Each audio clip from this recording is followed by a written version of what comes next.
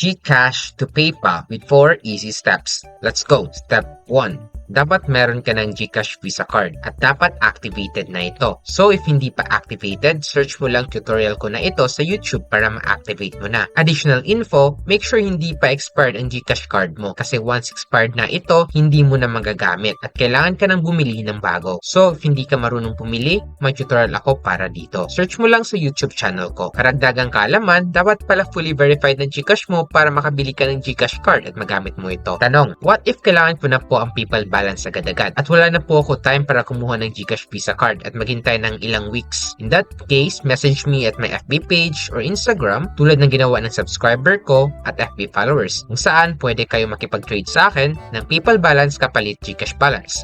Step 2. Once meron ka ng GCash Visa Card at activated mo na ito at na-make sure mo na hindi pa expired ang GCash Visa Card mo, ang next step ay to link your GCash Visa Card with PayPal. So, if hindi ka marunong, may YouTube tutorial din ako about it sa YouTube channel ko. Search mo lang. Dagdag kaalaman pala, in linking your GCash Visa Card, make sure na may laman ito at least 500 pesos. Since may case kung saan si PayPal ay kumukuha ng balance sa GCash to test kung working ba ang inyong GCash Visa Card. Note, after naman ma-check ni PayPal ang working GCash card mo, nagre-refund naman sila based on experience within the day or may cases din na 3 to 5 business days. So, you don't need to worry just in case nangyari ito sa inyo. Pero just in case walang refund na nangyari, kindly contact GCash customer service na. May tutorial din ako about it sa YouTube, search mo lang din. Step 3. Once na successful mo na na-link GCash Visa Card mo sa PayPal, pwede ka na mag-send ng pera mula sa iyong GCash patungo sa PayPal ng pagpapadalhan mo ng pera. Tanong, paano po mag-send ng pera? To send money sa PayPal, click mo yung send, tapos mapupunta ka dito.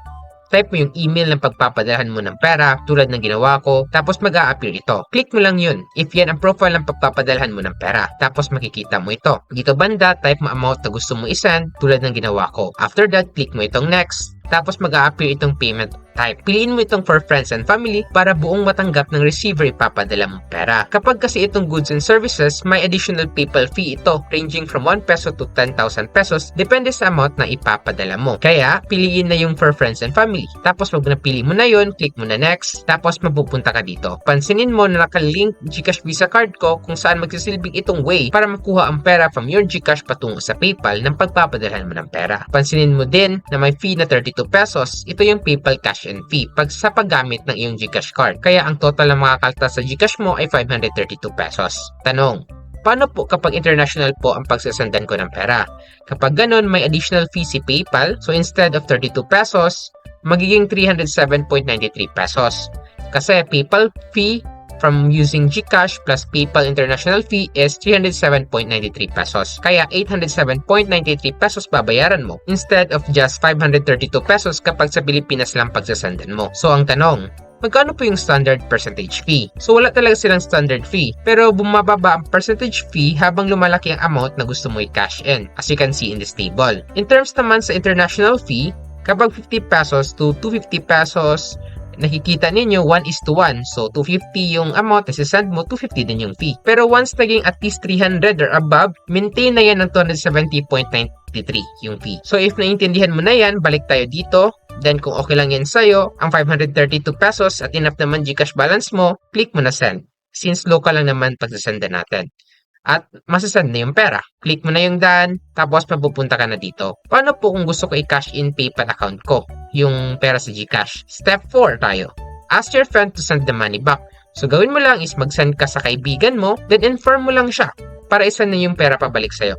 Tapos after a few moments lang, magsasend back na siya sa'yo. At magre-reflect na siya tulad na nakikita mo sa screen. Tanong, paano naman po kung wala ako kakilala na may PayPal? Or wala akong trusted person na may PayPal, may iba pa po bang way? You can always message me at my FB page or Instagram in that case po.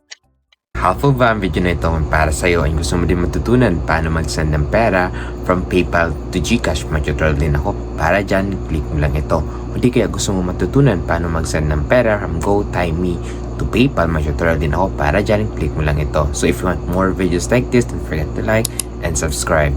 Yun lang. See you in my next video. Let's go!